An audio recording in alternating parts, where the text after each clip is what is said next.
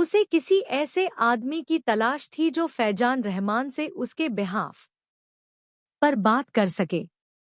अब वह खुद फैजान के सामने जाना नहीं चाहता था। कबीर चाहता था कि कोई ऐसा आदमी फैजान तक जाए जिस पर फैजान आंख बंद करके भरोसा कर सके। वही आदमी उससे रिसॉर्ट में मौजूद फैजान का हिस्सा खरीदने की बात करे।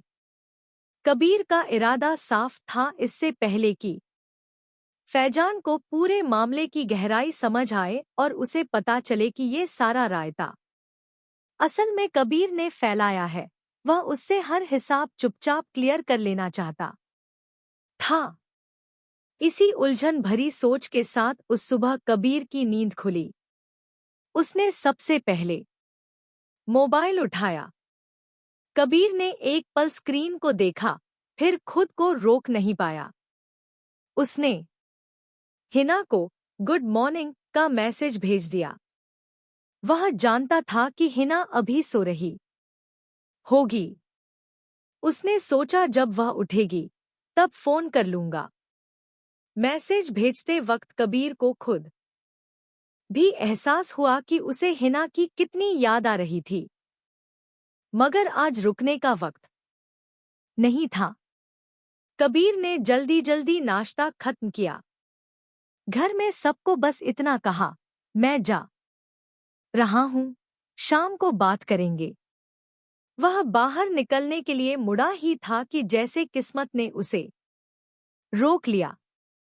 जैसे ही कबीर हॉल से बाहर निकलने वाला था, उसी वक्त हॉल का दरवाजा खुला और सामने फरीदा फूफी अंदर दाखिल हुईं। उनके पीछे फूफा शाहरुख और अहमर थे और साथ में मेहरुन्निसा भी। कबीर एकदम ठहर गया। सुबह सुबह उनका यूं अचानक आ जाना ये सामान्य नहीं था। जो कबीर अभी अभी निकल रहा था, वह वापस पलट आया। उसके चेहरे पर कोई सवाल नहीं था, मगर दिल में सैकड़ों सवाल उठ चुके थे। कबीर समझ गया कि आज का दिन उसके प्लान के मुताबिक नहीं चलने वाला। ये लोग यूं ही नहीं आए थे। कुछ तो था जो अब घर की दहलीज तक पहुंच चुका था। दुआसलाम के बाद माहौल औपचारिक सा हो गया था। लीजिए, आप ब्रेकफास्ट कर लीजिए, अहमद मिर्जा ने अदब से कहा। बिल्कुल, बैठिए आप, कहते हुए सलीमा बेगम किचन की तरफ बढ़ गईं। उनके साथ ही घर की तीनों औरतें उठ खड़ी हुईं। किचन में हलचल शुरू हो गई। चाय चढ़ाई जाने लगी, पराठों की खुशबू फैलने लगी। हम लोग तो खाकर आए हैं, फरीदा फूफी ने हल्के से मुस्कुराते हुए कहा। अरे नहीं नहीं, फूफा साहब ने तुरंत बात संभाली, अब तो दूसरी बार भूख लगाई है। सब लोग हल्के फुल्के अंदाज में हंस पड़े और धीरे धीरे सभी डाइनिंग टेबल के आसपास बैठ गए। किसी ने ज्यादा नहीं खाया, बस रस्म अदायगी के तौर पर थोड़ा बहुत। चाय के घूंट और प्लेटों की खनक के बीच भी एक अजीब सी चुप्पी बनी रही। ब्रेकफास्ट खत्म होते ही सब वापस हॉल में आ गए और सोफों पर बैठ गए। अब तक किसी ने असली बात शुरू नहीं की थी। आज शाहरुख भी कुछ अलगसा लग रहा था। उसका रवैया ऐसा था जैसे वह इस घर का बेटा नहीं, बल्कि कोई दूर का मेहमान हो। न अपनापन, न अधिकार, बस एक औपचारिक दूरी। सईद मिर्जा यह सब देख रहे थे। उन्हें भीतर ही भीतर बहुत बुरा लग रहा था। जिस बेटे को उन्होंने अपने खून पसीने से पाला, आज वही उन्हें बिल्कुल बेगाना सा लग रहा था। अहमर भी वहीं बैठा था, बिल्कुल चुप। तलाक वाले दिन के बाद आज पहली बार वह इस घर में आया था। उसका सिर झुका हुआ था, आंखों में थकान और पछतावे का मिलाजुला भाव साफ झलक रहा था। काफी देर की खामोशी के बाद फूफा साहब ने गला साफ किया और बात शुरू की। देखिए, उनकी आवाज में नरमी थी। अभी तक डाइवोर्स पूरा नहीं हुआ है। कानूनी कार्रवाई शुरू हो चुकी है, ये हम जानते हैं। मगर मैं चाहता हूं कि बच्चे फिर से साथ हो जाए। यह कहते हुए उन्होंने एक नज़र अहमर पर डाली। अहमर को अपनी गलती का एहसास है, उन्होंने आगे कहा, और सच कहूं तो कहकशा के बिना अब हम में से किसी का भी मन नहीं लगता। उनके इतना कहते ही पूरे हॉल में सन्नाटा छा गया। सईद मिर्जा ने एक पल के लिए आंखें बंद कर ली। उन्होंने रेहाना बेगम की तरफ देखा। सब एक दूसरे की तरफ देखने लगे। अब किसी को भी समझाने की जरूरत नहीं थी। सब जान चुके थे कि फरीदा फूफी, फूफा शाहरुख और मेहरुन्निसा आज इतनी सुबह यहाँ क्यों आए थे। यह सिर्फ मुलाकात नहीं थी, मगर जख्म इतने गहरे हो चुके थे कि भर ही न सके। कहकशा कहा है, कहीं दिखाई नहीं दे रही। फरीदा ने नजर दौड़ाते हुए कहा। उसकी आंखें जैसे किसी कमी को ढूंढ रही हों, और आवाज में हल्की सी बेचैनी के साथ वही पुरानी सख्ती। हमें तो पता चला था कि वह वापस कॉलेज जाने लगी है। फरीदा ने बात आगे बढ़ाई, इसलिए हम लोग जल्दी आ गए थे। सोचा था घर पर ही होगी। मेहरुन्निसा, जो अब तक चुपचाप सोफे के कोने पर बैठी थी, बीच में बोली, लेकिन अभी तो छुट्टियां चल रही हैं। मुझे पता है, इस वक्त कॉलेज नहीं लग रहे। एक पल के लिए सब रुक गए। शायद अंदर ही होगी, शाहरुख ने कहा और उठ खड़ा हुआ। मैं बुला कर लाता हूं। वह उसके कमरे की तरफ बढ़ा ही था कि वह वहां पर नहीं है। तैमूर की आवाज आई, सीधी, सपाट, बिना किसी भूमिका के। शाहरुख रुक गया। तो फिर कहाँ है वह? इस बार उसके सवाल में हल्की सी झुंझलाहट भी थी। कमरे में बैठे कबीर ने सिर उठाया। अब तक वह एक साइड पर चुपचाप बैठा था, जैसे इस बातचीत का हिस्सा ही न हो। कॉलेज ट्रिप, उसने बस इतना कहा। वह तीनों ही ट्रिप पर गई हुई हैं। उसके शब्द जैसे हवा में तैरते रह गए। बहुत कुछ बदल गया है, फरीदा के मुंह से अचानक निकल गया। उसकी आवाज में तल्खी थी, ऐसी तल्खी जो सोच समझकर नहीं। अकेली लड़कियों को ट्रिप पर भेज दिया जाता है अब। फरीद ने तुरंत बात पकड़ ली। वह अपने अब्बा की तरफ मुड़ा। अब्बा, आप ही बताइए। पहले कॉलेज जाने लगी, चलो मान लिया। अब लड़कियां जहां मर्जी चली जाए। ऐसे थोड़ी होता है भाई, हमारे घर की लड़कियां तो ऐसी ही हैं, इसीलिए तो कहते हैं कि यह तलाक अब हो ही जाए। आप अपने बेटे के लिए कोई अच्छी सी लड़की लाइए, कबीर ने कहा। कमरे में सन्नाटा छा गया। शाहरुख धीरे से अपनी अम्मी के पास पहुंचा। वह अपने अब्बा के ठीक पीछे सोफे की बैक से सटकर खड़ी थी। वह कितनी परेशान थी, उनके चेहरे से दिखाई दे रहा था। अम्मी, आप ही अब्बा को समझाइए। मेरी बहन का घर इस तरह बर्बाद नहीं होना चाहिए। उसने एक सांस में जैसे सब कुछ कह डालना चाहा। आप लोग ठंडे दिमाग से क्यों नहीं सोच रहे? ठीक है, अहमर से गलती हुई है, लेकिन उसे अभी से पछतावा है। मैं वहीं रहता हूँ अम्मी, मैं रोज देखता हूँ उसे। उसकी अम्मी ने उसकी तरफ देखा। लंबी गहरी नजर, मगर होंठ हिले नहीं। वह चुप रही। अम्मी, शाहरुख की आवाज धीमी पड़ गई। उसी चुप्पी को फरीद ने तोड़ा। वह आगे बढ़ा, आवाज में झुंझलाहट थी। अम्मी, अब्बा, आप दोनों चुप क्यों हैं? फरीदा ने दादा जान और दादी जान को कहा, आप इस घर के बड़े हैं, आप लोगों को ही सबको समझाना चाहिए। कमरे में तनाव हो गया। दादी जान ने कुछ कहना चाहा। उनके होंठ खुले ही थे कि दादा जान ने हल्के से हाथ के इशारे से उन्हें रोक दिया। फरीदा, दादा जान की आवाज आई, भारी और थकी हुई। मैं किसी मामले में दखल नहीं देता। वैसे भी हमारी तबीयत अब ठीक नहीं रहती। बस एक ही वाक्य में उन्होंने बात खत्म कर दी। कमरे में फिर सन्नाटा। तभी बाहर से हंसी की आवाज आई, खुली, बेफिक्र, जिंदा, मैं तो बहुत थक गई हूं। एक लड़की की आवाज हवा में घुल गई, अरे, हवा की वजह से। दूसरी आवाज हंसती हुई, मैं तो जाकर सीधे सोने वाली हूं। अंदर बैठे सब लोग जैसे एक साथ चौकन्ने हो गए। हाँ, रात भर न तुम खुद सोई, न हमें सोने दिया। एक और आवाज आई, शरारत से भरी, अब जाकर देख लेना, मैं भी तुझे सोने नहीं दूंगी। यह कहकशा की आवाज थी। सबकी नजरें एक दूसरे पर टिक गईं।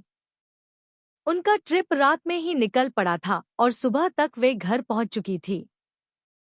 बिल्कुल अनजाने में, बिल्कुल गलत वक्त पर।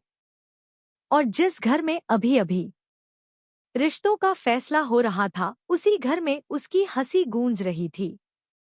अब सवाल यह नहीं था कि कहकशां जाएगी या नहीं, अब सवाल यह था कि उसके आने के बाद कोई भी फैसला वैसा रह पाएगा या नहीं।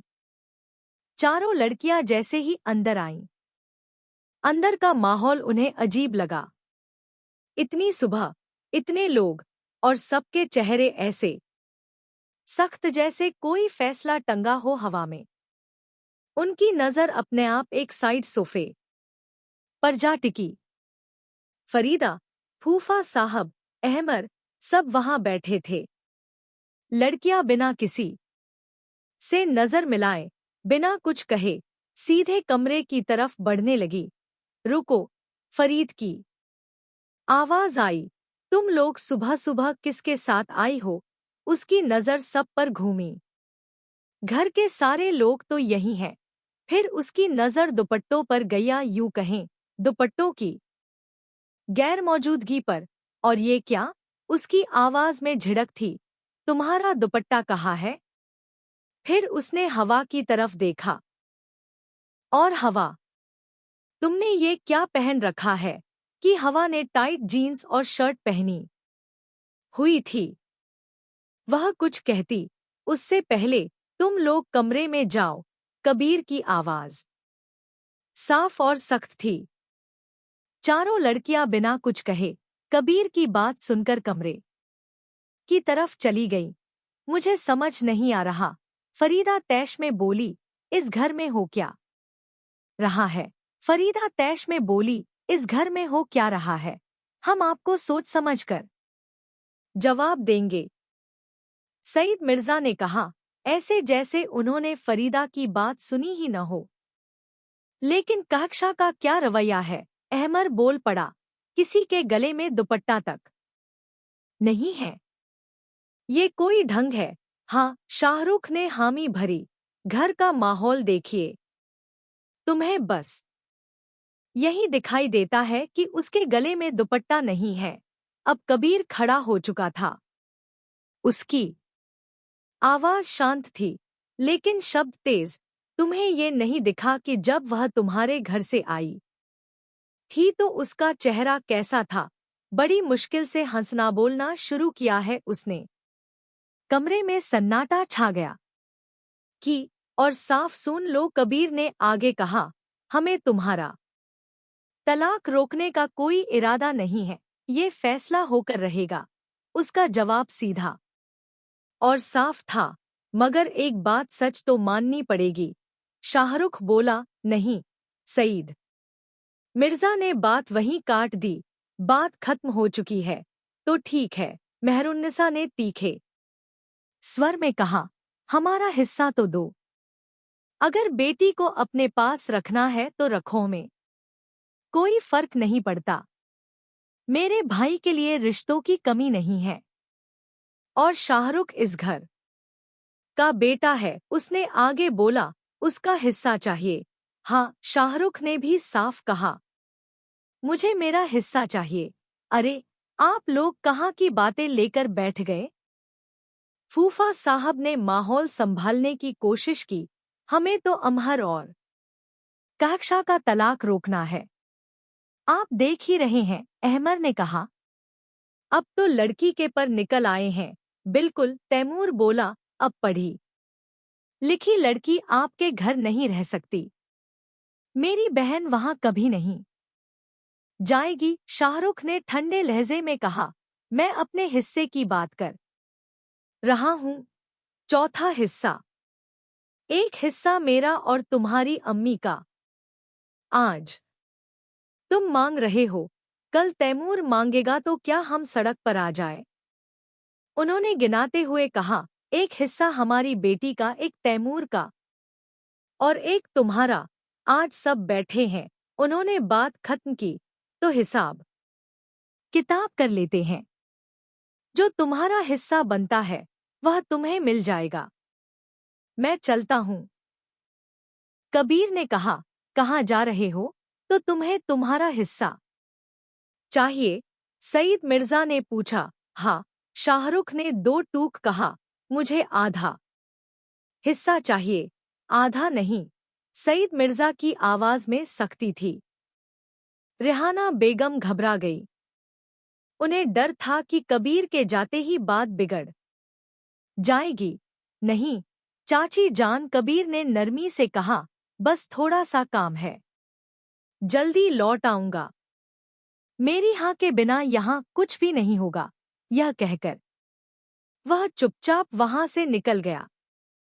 उस दिन शाहरुख अपने हिस्से का पूरा हिसाब कर चुका था। घर, फैक्ट्री और दुकान सबका बंटवारा तय हुआ। चौथे हिस्से का पैसा उसे जल्द मिलने वाला था। मेहरुन्निसा ने कहा, घर में भी तो उसका हिस्सा है। इस पर दादा जान ने साफ शब्दों में कहा, घर हमारा है। जो यहाँ रहते हैं उनका है। जो यहाँ नहीं रहते उनका कोई हिस्सा नहीं। कमरे में फिर सन्नाटा छा गया। अब यह सिर्फ तलाक की बात नहीं थी, अब यह रिश्तों के टूटने और बंटने की कहानी बन चुकी थी। कबीर सुबह घर से निकला था, मगर लौटा डिनर के बाद। काम, इतना काम की सोचने की फुर्सत थी। और उधर हिना, जिसके पास पूरे दिन के सारे पल थे बस कबीर के बारे में सोचने के लिए।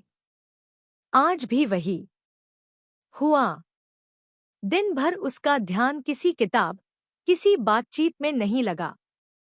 हर जगह कबीर का चेहरा, सब कुछ साथ चलता रहा। रात का खाना खत्म होते ही वह अकेली लॉन में टहलने निकल आई। उन कमरों के साइड वाला लॉन जहां आमतौर पर कोई नहीं आता था। वहां हवा ठंडी थी, मगर दिल भारी। घर के अंदर कहकशां अपनी अम्मी के कमरे में थी। हवा और साबिहा दोनों कमरे में कोई सीरीज देख रही थी और हिना, वह बिल्कुल अकेली थी। उसने फोन निकाला, व्हाट्सएप खोला, कबीर की प्रोफाइल फोटो, कबीर और गौतम दोनों मुस्कुराते हुए। वह तस्वीर जैसे किसी और दुनिया की थी। हिना देर तक उसे देखती रही, इतनी देर कि उसे खुद नहीं पता चला कि कब आंखें नम हो गई। फिर उसने फोन साइड में रख दिया। तुमने मुझे ब्लॉक किया, फिर अनब्लॉक कर दिया। कभी तुम्हें डर था कि मेरा फोन न आ जाए? हिना ने खुद से कहा, मतलब तुम जहां भी थे वहां मेरा नाम भी नहीं आना चाहिए था। उसकी आंखें भर आईं। उसे कियारा की बात याद आई। आकाश मेहता और कियारा शादी हुई, मगर रिश्ता निभ नहीं सका।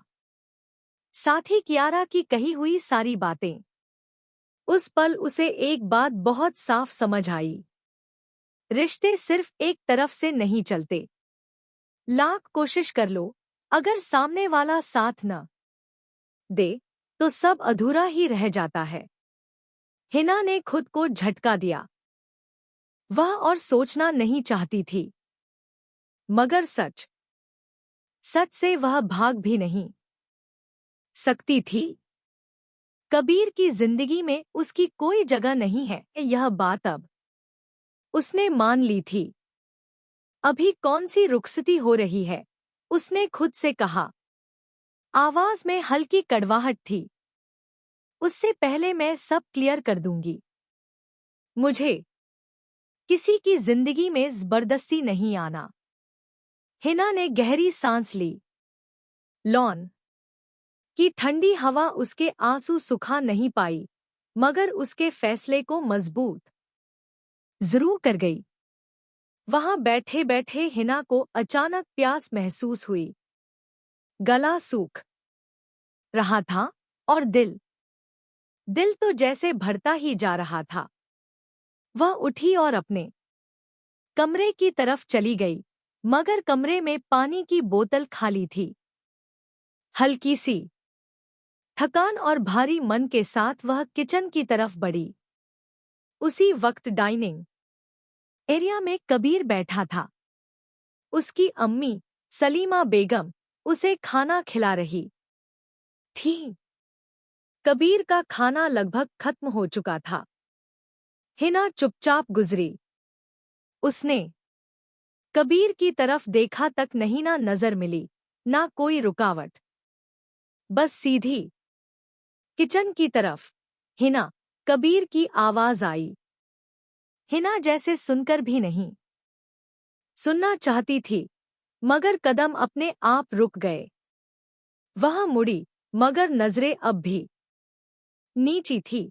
मुझे तुमसे बात करनी थी, कबीर ने कहा।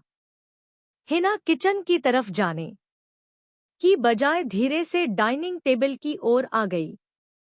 आवाज सामान्य रखने की कोशिश करते हुए बोली, कहिए, ट्रिप कैसा था?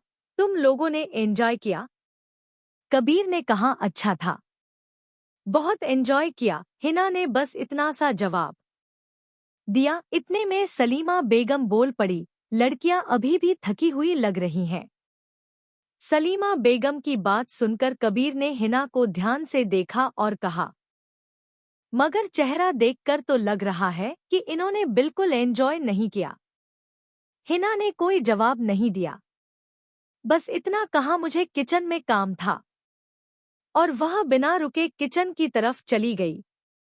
कबीर कुछ पल तक उसी तरफ देखता रहा जहां से हिना गई थी, और अनजाने में उसके होठों पर हल्की सी मुस्कान आ गई। किचन में हिना ने गिलास भरा। ठंडा पानी गले से उतरा, मगर दिल की जलन कम न हुई। उसने गिलास रखा और बिना किसी को देखे सीधे बाहर लॉन की तरफ निकल गई। लॉन में उसके अब्बा और ताया जान बैठे हुए थे। जैसे ही हिना लॉन में बाहर गई, वह दोनों उठकर अंदर आ रहे थे। हिना एक कुर्सी पर बैठ गई, आंखें बंद कर ली। सोचों का शोर फिर से लौट आया। कुछ पल बाद किसी के कदमों की आहट हुई, मगर हिना इतनी खोई हुई थी कि उसे एहसास ही नहीं हुआ। वह कबीर था। वह लॉन में आया, रुका और हिना को बंद आंखों के साथ बैठे देखा। उसके चेहरे पर अजीब सी थकान थी और कुछ टूटा हुआ भी। कबीर धीरे से उसके बगल वाली कुर्सी पर बैठ गया। हिना अब भी अपनी ही सोचों में घूम रही थी। उसे कबीर के आने का एहसास तक नहीं हुआ। लॉन की हवा चल रही थी। दो लोग पास पास बैठे थे मगर उनके बीच कहने को बहुत कुछ था और कहने की हिम्मत शायद किसी में भी नहीं। नाराज हो मुझसे? कबीर ने बहुत धीमे से कहा, जैसे आवाज ऊंची हुई तो सब टूट जाएगा। हिना ने पल भर में आंखें खोल दी। उसकी नजर सीधे कबीर पर गई बिना किसी मुलायमियत के। क्यों? उसने लगभग बेपरवाही से कहा, मैं क्यों नाराज होने लगी आपसे? कबीर ने एक लंबी सांस ली। उसे पता था वह बात टाल रही है। वह जानता था कि चुप्पी के पीछे क्या छुपा है। मुझे पता है तुम मुझसे क्यों नाराज हो, कबीर ने कहा। आवाज में हल्की घबराहट थी। हिना कुछ नहीं बोली, बस उसे देखती रही। मैंने तुम्हारा नंबर ब्लॉक किया था, कबीर ने कहना शुरू किया, क्योंकि मैं ऐसी जगह पर था जहां मुझे लगा अगर तुम्हारा फोन आ गया तो। वह बीच में रुक गया। पूरी बात कहने का इरादा ही नहीं था उसका।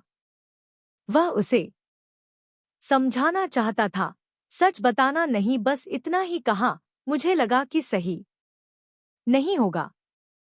हिना के चेहरे पर हल्की सी मुस्कान आई मगर वह मुस्कान आंखों तक नहीं पहुंची। मुझे लगता है, उसने बहुत शांत लहजे में कहा, कि अगर मैं आपके लिए शर्मिंदगी हूं, अगर मेरा फोन आना आपके लिए परेशानी या शर्म का कारण बनता है। उसकी आवाज अचानक कांप गई मगर उसने खुद को संभाल लिया।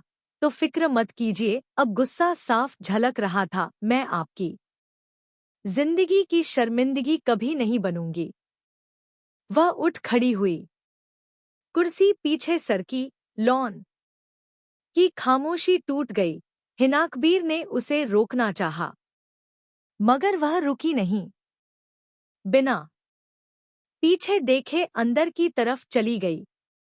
कबीर वहीं बैठा रह गया कुछ पल तक, बिल्कुल खाली।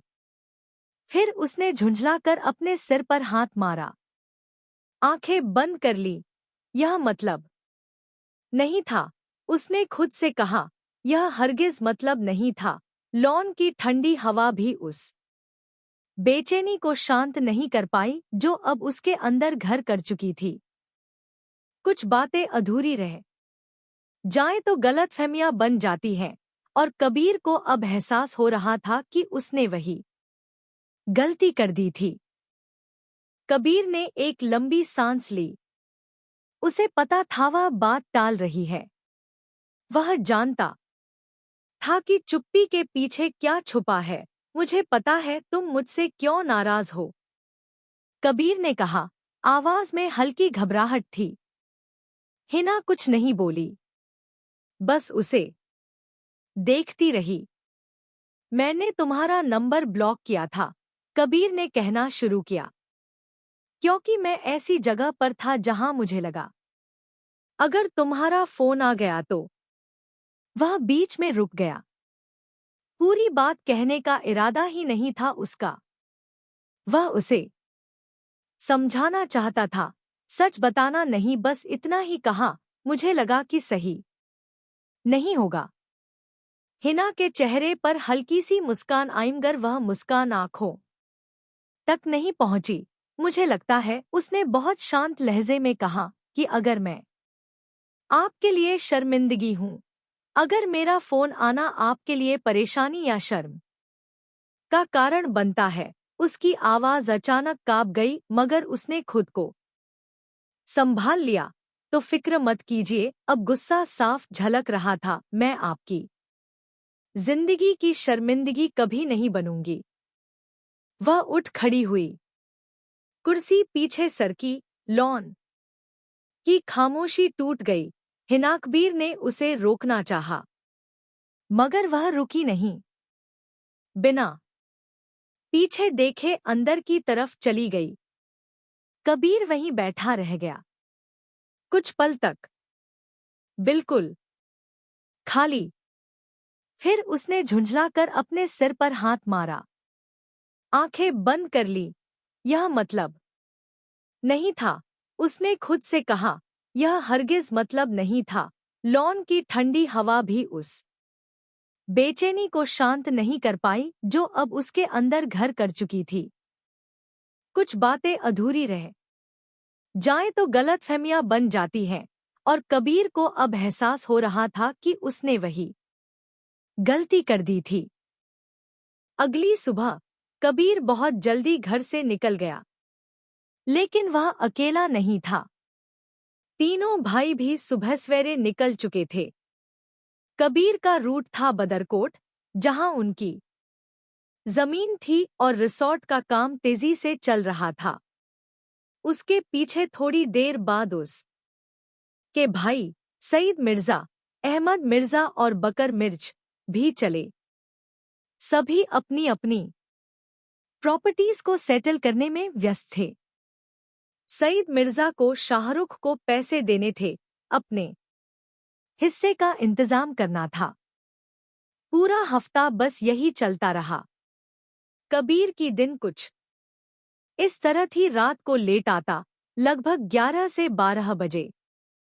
सुबह जल्दी निकल जाता, सिकंदर के साथ अपने होटल का काम देखना। अयान और तैमूर को बदरकोट भेजा गया था ताकि काम सही ढंग से चले। दिन में हिना को फोन करने की कोशिश 1-2 बार की, मगर उसका नंबर ब्लॉक था और दिन के समय उसे हिना को मना करने का मौका ही नहीं मिला। इस बीच हिना का गुस्सा, जो पहले उसके अंदर दबा था, अब बाहर आने को तैयार हो गया था। उसके हिसाब से कबीर एक बार भी उसे मनाने नहीं आया, और यही बात उसकी नाराजगी को और बढ़ा रही थी।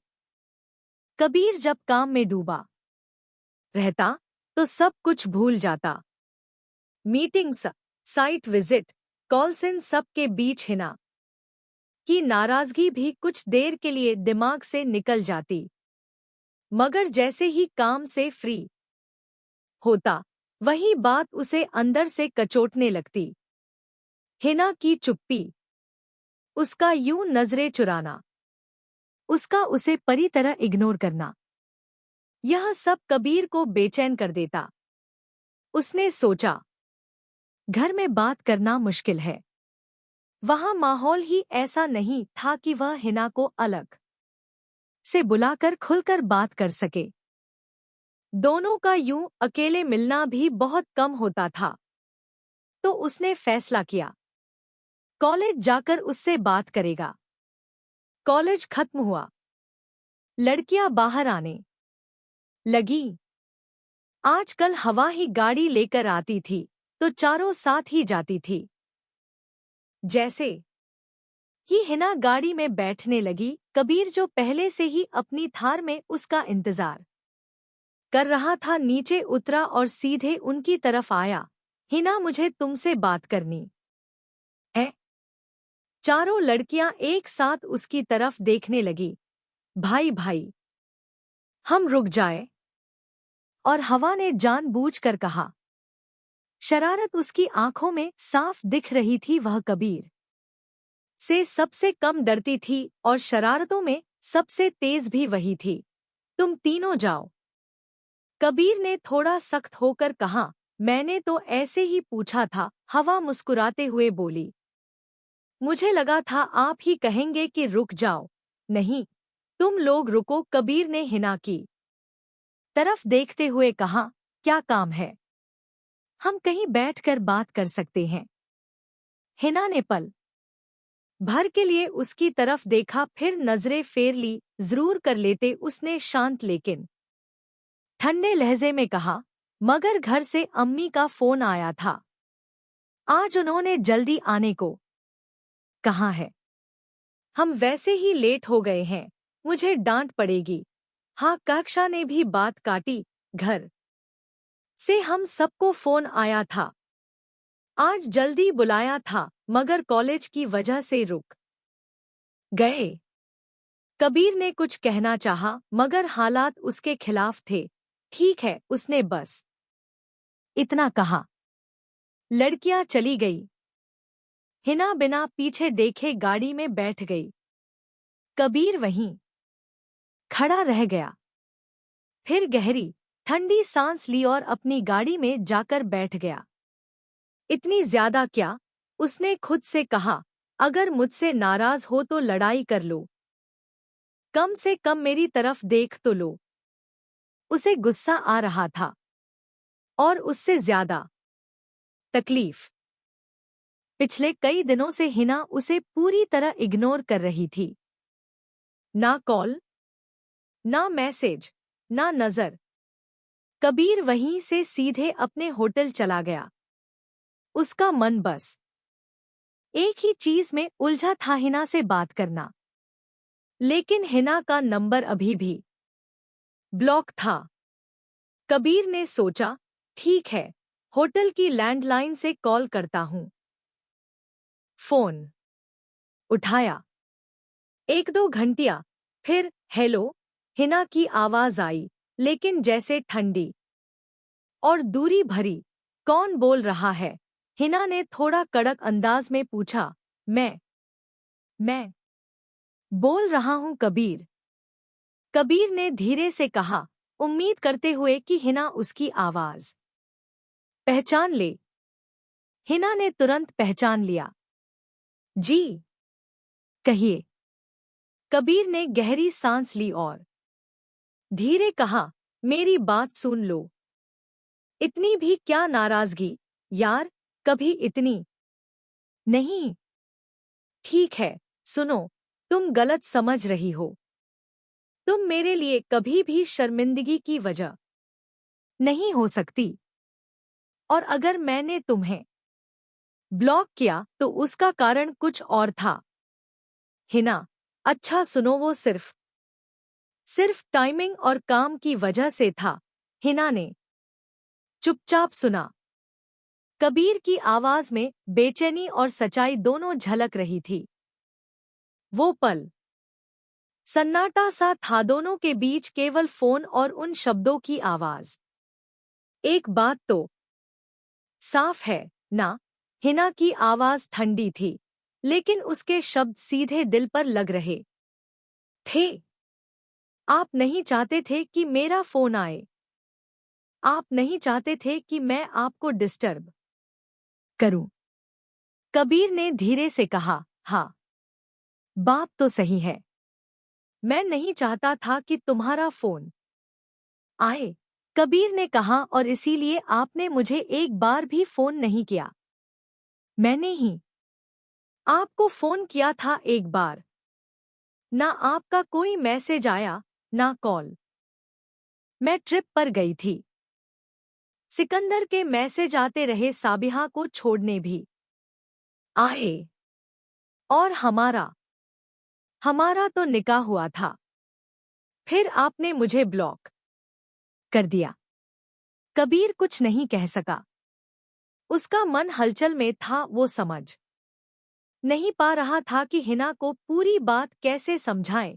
कोई बात है तो प्लीज बताएं, वरना मैं कोई बेवकूफ नहीं हूं। हिना ने तय किया, जैसे उसकी आवाज में थोड़ी ठंडक, थोड़ी मजबूती। कबीर चुप हो गया। उसके पास कोई शब्द नहीं थे। वो सिर्फ समझ रहा था कि हिना उससे नाराज क्यों है, और वह उसे पूरी तरह समझाने में असमर्थ था। ठीक है, आपके पास कहने के लिए कुछ नहीं है ना, हिना ने आखिरी कोशिश में कहा। लेकिन जब उसने देखा कि कबीर अभी भी चुप है, तो उसने यही समझा कि वह बात आगे नहीं बढ़ा सकता। और बस फोन कट गया। कबीर चुपचाप अपने ऑफिस में बैठा हुआ था। सामने फाइलें खुली थीं, लैपटॉप ऑन था, फोन उसकी उंगलियों के पास रखा था, लेकिन उसका ध्यान कहीं और भटक रहा था। वह साफ साफ पूरी बात हिना को बता सकता था। सच तो यह था कि उसने फोन भी इसी इरादे से उठाया था। उसे डर था कि कहीं माहम की बात सुनकर हिना उसका मतलब कुछ और ही न निकाल ले। अभी तो वह सिर्फ नाराज है, वह उसे मना लेगा, लेकिन अगर बात जरा भी उलझ गई तो कहीं ऐसा न हो कि मामला इतना बढ़ जाए कि कबीर उसे संभाल ही न सके। कबीर हर बात पर रिस्क ले सकता था, बिजनेस में, फैसलों में, दुनिया से टकराने में उसे कभी डर नहीं लगा, मगर हिना के मामले में वह जरा सा भी जोखिम नहीं लेना चाहता था। उसके लिए हिना कोई आम रिश्ता नहीं थी। अब तुम्हारा मैं क्या करूं? उसने मन ही मन बुदबुदाया, इतनी जिद तो तुझ में कभी नहीं देखी। ये अचानक कहाँ से आ गई? अगले ही पल उसके होठों पर हल्की सी मुस्कान आ गई। शायद शायद वो मुझसे इतना प्यार करती है, इसलिए मुझ पर गुस्सा दिखा रही है। उसने कुर्सी पर पीछे सिर टिका लिया और कुछ पल के लिए आंखें बंद कर ली। हिना का नाराज चेहरा उसकी आंखों के सामने घूम गया। वो खामोशी, वो ठंडापन, वो अनकही शिकायतें। वह समझता था कि उसका गुस्सा बेवजह नहीं है। प्यार जितना गहरा होता है, चोट भी उतनी ही गहरी लगती है। नहीं, इससे पहले की बात और बिगड़े, मुझे कुछ तो करना ही होगा, उसने खुद से कहा। रूठी है वो तो चांद भी कुछ उदास सा लगता है। उसकी खामोशी में भी कोई इल्जाम सा लगता है। जिद कह दूं उसे या अपने प्यार का असर मानूं? वो रूठती है मुझसे, ये भी उसका हुनर मानूं? मैं हर जंग जीत सकता हूँ, हर मोर्चा फतह कर लूं, मगर उसकी नाराजगी के आगे खुद से हार मानूं? सोचता हूँ कैसे मनाऊं, कौन सा लफ्ज़ चुनूं, उसकी एक मुस्कान के लिए पूरी कायनात बुनूं। वो जिद पर अड़ी है तो क्या, हक तो मेरा भी है। उसे मनाने का इरादा आज भी दिल में जिंदा है। रूठ कर जो चुप हो जाए, वो प्यार ही तो होता है, वरना परवाह न हो तो कोई जिद भी कहाँ करता है। उसने टेबल पर रखा फोन उठाया। दिल की धड़कनें तेज थीं, जैसे कोई बड़ा फैसला लेने जा रहा हो। आखिर उसने हिना का नंबर डायल कर दिया। फोन की घंटी बजी, एक बार, दो बार। हर रिंग के साथ उसकी बेचैनी बढ़ती जा रही थी। तीसरी घंटी के बाद कॉल रिसीव हुई। हेलो, उधर से हिना की आवाज आई।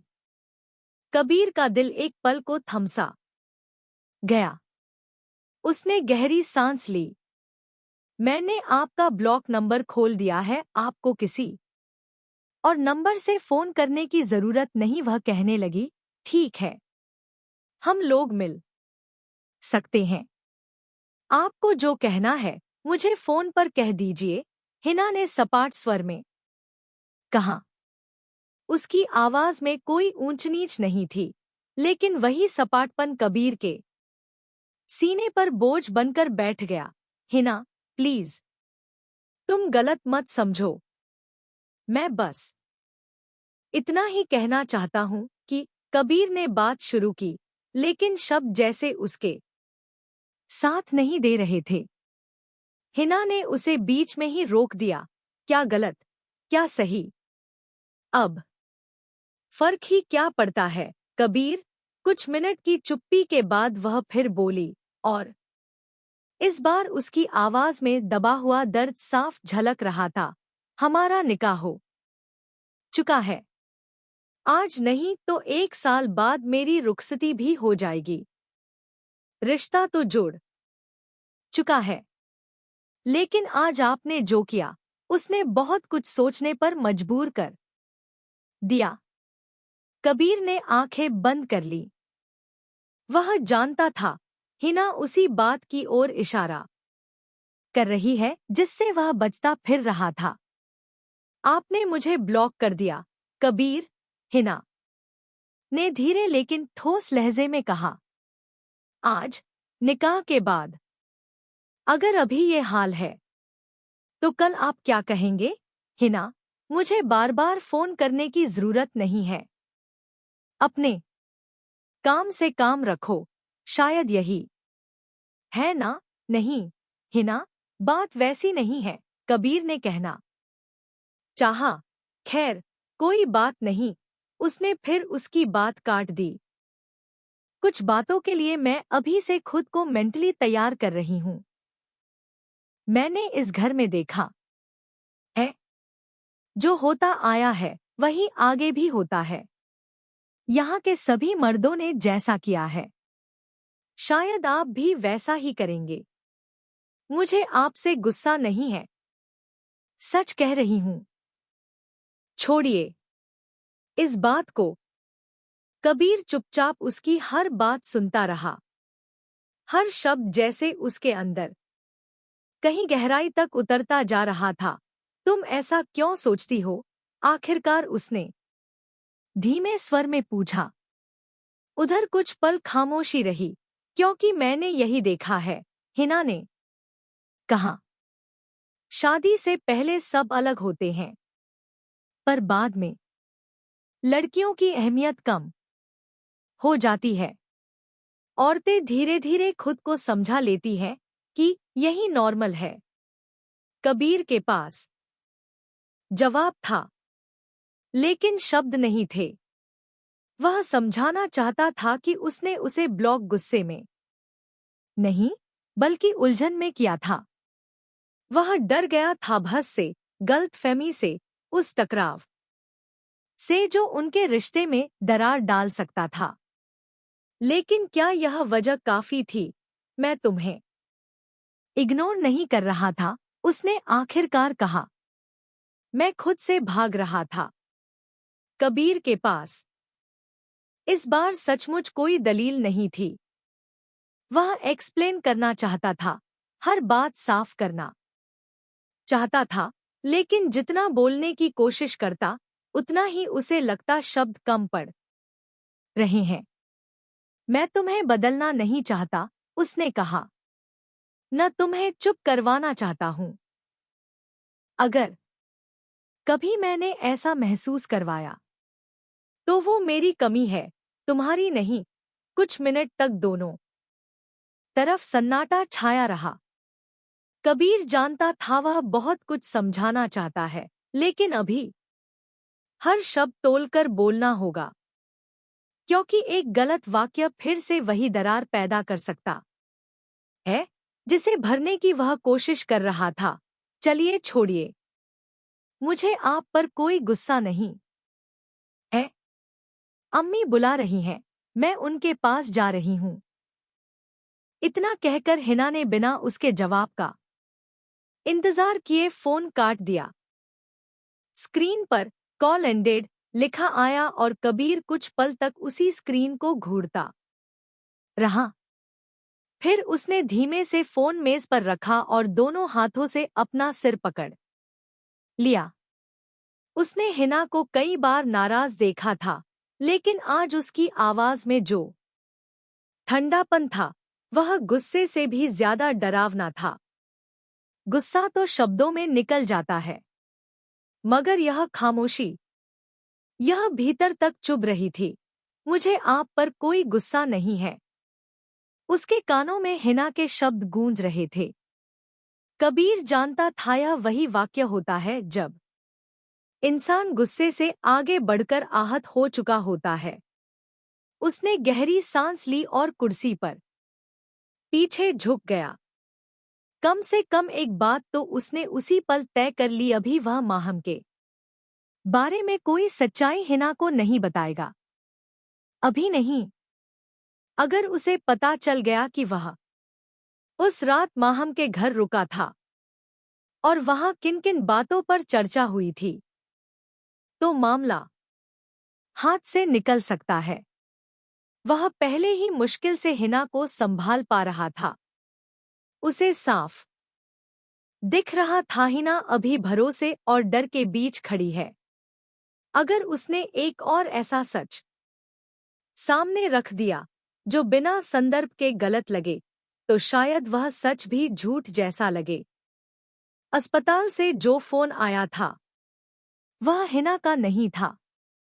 कम से कम असली हिना का तो बिल्कुल नहीं। वह नंबर किसी और का था जिसे हिना के नाम से सेव किया गया था। और यह सब यूं ही नहीं हुआ था। यह एक प्लान था, कबीर और गौतम का प्लान। उन्होंने जानबूझकर फैजान और माहम के सामने यह दिखाया था कि कबीर हिना से किस तरह बात करता है। असल में वह एक खेल था, एक चाल, ताकि फैजान और माहम को यह यकीन हो जाए। कबीर शाम के वक्त लॉन में टहल रहा था। उसके साथ दादाजी भी थे। दोनों धीरे धीरे चहलकदमी कर रहे थे। दादाजी अब ज्यादा चल नहीं पाते थे, मगर डॉक्टर ने साफ हिदायत दी थी कि रोज थोड़ा बहुत चलना जरूरी है। आज कबीर शाम के वक्त घर पर था तो वह उन्हें अपने साथ बाहर लॉन में ले आया। कबीर पूरे ध्यान से दादाजी को अपने बिजनेस के बारे में बता रहा था, किस तरह वह नए प्रोजेक्ट्स पर काम कर रहा है, किन लोगों से मुलाकात हो रही है और राजनीति में उसकी टिकट को लेकर क्या क्या चर्चाएं चल रही हैं। मुंह से बातें निकल रही थी, मगर उसका ध्यान बार बार हाल की तरफ चला जाता था, जहां से सबीहा, हवा और कहकशान की हंसी ठिठोली की आवाजें आ रही थी। अजीब बात यह थी कि उन तीनों के बीच हिना की आवाज कहीं सुनाई नहीं दे रही थी। दादाजी ने हल्की सी मुस्कान के साथ कहा, कितना बोलती है ये लड़कियां, पूरा घर सर पर उठा लेती हैं। कबीर भी मुस्कुरा दिया, कोई बात नहीं दादाजान, अगर अपने ही घर में नहीं बोलेंगी तो ससुराल में कौन बोलने देगा। दादाजी ने उसकी तरफ देखा, जैसे उसकी बात को तौल रहे हों। बात तो तुम्हारी सही है, उन्होंने हामी भरी। फिर अचानक उनके चेहरे पर चिंता की लकीरें उभर आईं। बस मैं कहकशां को लेकर थोड़ा परेशान रहता हूं। कबीर तुरंत रुक गया, फिर धीरे से बोला, आप बिल्कुल परेशान मत होइए, उसे बहुत अच्छा रिश्ता मिलेगा। अभी उसकी पढ़ाई पूरी होने दीजिए, हम कोई जल्दबाजी नहीं करेंगे। दादाजी ने गहरी सांस ली, मानो दिल का बोझ हल्का हुआ हो, लेकिन फिर अगली ही पल बोले, मगर तुम हिना की रुखसती करवा लो, कम से कम 2 बच्चों से तो हम फ्री हो जाए। हमें तो बस यही तमन्ना है कि तुम दोनों की शादी हो चुकी हो, तुम दोनों के बच्चे देख लें, फिर चाहे ऊपर वाला कब बुला ले। दादाजी की आवाज में हल्की सी कंपी थी। ऐसी बातें मत कीजिए दादाजान, वह नरमी से बोला, आप अभी बहुत दिन हमारे साथ रहेंगे। और रही बात कहकशां की, वो भी जल्द ही सब ठीक हो जाएगा। दादाजी ने उसकी तरफ देखा, उनकी आंखों में अनुभव की गहराई थी। तुम कहते तो ठीक हो कबीर, उन्होंने कहा, मगर जिंदगी इंतजार कम और फैसले ज्यादा मांगती है। आप फिक्र मत कीजिए दादाजान, बहुत जल्दी सब ठीक हो जाएगा। कबीर ने पूरे भरोसे के साथ कहा, असल में अब बिजनेस काफी हद तक सेट होने लगा है। अयान और तैमूर दोनों मेरे साथ लग गए हैं, तो मेरी बहुत सी प्रॉब्लम्स अपने आप सॉल्व हो गई है। अब बस इलेक्शन सर पर हैं। टिकट के अनाउंसमेंट की खबर किसी भी दिन आ सकती है। उसके बाद मैं पूरी तरह उसी में बिजी हो जाऊंगा। वह एक पल को रुका, फिर हल्की सी संजीदगी के साथ बोला, और यही बात मुझे खटकती है। मुझे लगता है कि हिना के साथ कहीं न कहीं बेइंसाफी हो जाएगी। मैं उसे वक्त ही नहीं दे पाऊंगा, इसीलिए मैं रुखसती में टाइम चाहता हूँ। दादाजान ने उसकी तरफ देखा, उनके चेहरे पर थकान और तजुर्बे की मिलीजुली लकीरें थीं। भाई, मर्जी है तुम्हारी, उन्होंने गहरी सांस लेते हुए कहा। मैंने तो सब कुछ तुम पर ही छोड़ दिया है। कबीर ने उनके कंधे पर हल्का सा हाथ रखा। तो ठीक है, आप बिल्कुल फिक्र मत कीजिए दादाजान। कुछ कदम आगे चलने के बाद कबीर ने धीमी आवाज में पूछा, दादी जान उदास रहती है ना? दादाजान रुक गए। उनकी आंखों में एक पल के लिए पुरानी यादों की परछाइयां उतर आईं। हाँ, उन्होंने भारी आवाज में कहा। कबीर बोला, फरीदा फूफी, वो उनकी इकलौती बेटी थी। जो कुछ उन्होंने किया और फिर इस घर से उनका रिश्ता जिस तरह खराब हुआ, वही बात दादी जान को अंदर ही अंदर खाए जा रही है। दादाजान ने सिर झुका लिया। बात तो तुम्हारी सही है, उन्होंने कहा, मगर फरीदा भी कम जिद्दी नहीं है। क्या क्या किया उसने? इस घर के बेटे को ही अपने साथ ले गई। हिस्सा बंटवारा हो चुका है और शाहरुख ने भी कोई अच्छा काम नहीं किया। यह कहते कहते उनकी आवाज भर्रा गई। कबीर ने तुरंत बात संभाली। सब ठीक हो जाएगा दादाजान, सब रिश्ते सही हो जाएंगे। मैं यह नहीं कहता कि सब कुछ बिल्कुल पहले जैसा हो जाएगा, मगर इतना तो जरूर होगा कि दादी जान अपनी बेटी से मिल सकें। दादाजान ने उसकी तरफ देखा, जैसे कोई उम्मीद ढूंढ रहे हों। तुम्हारा मतलब? कबीर ने धीरे से कहा, आप ऐसा क्यों नहीं करते? दादी जान को लेकर खुद वहां चले जाइए, उनसे मिलिए। नहीं, जरूरत नहीं फरीद के जहां जाने की, दादा जान ने साफ साफ कहा। सब लड़कियां अपने अपने कमरों में जा चुकी थी। हिना भी थकान के साथ अपने कमरे में आई। उसने चुपचाप कपड़े बदले और फिर बेड पर आकर बैठ गई। आदतन उसने तकिए को ठीक करने के लिए हाथ बढ़ाया ही था कि अचानक उसकी उंगलियां किसी सख्त चीज से टकराईं। वह थोड़ा चौंकी। तकिए के नीचे एक छोटा सा गिफ्ट पैक रखा हुआ था।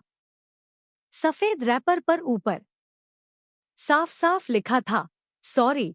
हिना ने उसे हाथ में लिया और कुछ पल बस देखती ही रह गई। कबीर ने रखा है क्या? उसने खुद से सवाल किया। दिल के किसी कोने में हल्की सी हलचल हुई, मगर चेहरे पर कोई खुशी नहीं आई। उसने धीरे धीरे गिफ्ट खोला। अंदर एक छोटी सी डिब्बी थी। डिब्बी खुलते ही उसकी आंखें एक पल को ठहर गईं। अंदर डायमंड जड़ी एक नाजुक सी रिंग रखी थी, सादगी में भी खास, बिल्कुल कबीर की पसंद जैसी। डिब्बी के अंदर ही एक छोटी सी पर्ची भी रखी थी। उस पर भी सिर्फ एक ही शब्द लिखा था, सॉरी। हिना के होठों पर हल्की सी मुस्कान आ गई। तो अब मुझे मना रहे हैं, उसने मन ही मन कहा। उसने रिंग निकाली और बिना ज्यादा सोचे उसे अपनी उंगली में पहन लिया। एक पल को उसे लगा जैसे दिल थोड़ा हल्का हो गया हो, मगर अगले ही पल उसके चेहरे का भाव बदल गया। उसने रिंग उतारी और वापस डिब्बी में रख दी। नहीं कबीर, उसने धीमी आवाज में कहा, जब तक मुझे ये पता नहीं चल जाता कि आखिर ऐसा क्या हुआ था कि आपने मुझे ब्लॉक किया, तब तक मैं ये रिंग नहीं पहनूंगी। उसकी आंखों में सवाल थे, ढेर सारे सवाल। आप मुझे किस किस से छुपाना चाह रहे थे? आखिर चल क्या रहा है आपकी जिंदगी में? उसी पल मेहरुन्निसा की कही हुई बातें उसके दिमाग में घूमने लगी। कबीर बाहर इतनी लड़कियों से मिलता है जो खूबसूरत है, मॉडर्न है, स्मार्ट है, तुम वैसी नहीं हो, हिना, जो उसके साथ हर जगह चल सको। हिना ने आंखें बंद कर ली। कहीं सचमुच ऐसा तो नहीं? उसका दिल डर से सिकुड़ गया। फिर कियारा की आवाज याद आई, अगर कोई तुम्हारा होगा ना, तो वो तुम्हारे पीछे आएगा, खुद को साबित करेगा। हिना ने गहरी सांस ली। ठीक है कबीर, उसने मन ही मन फैसला किया। अब मैं कियारा की कहीं बात पर चलूंगी।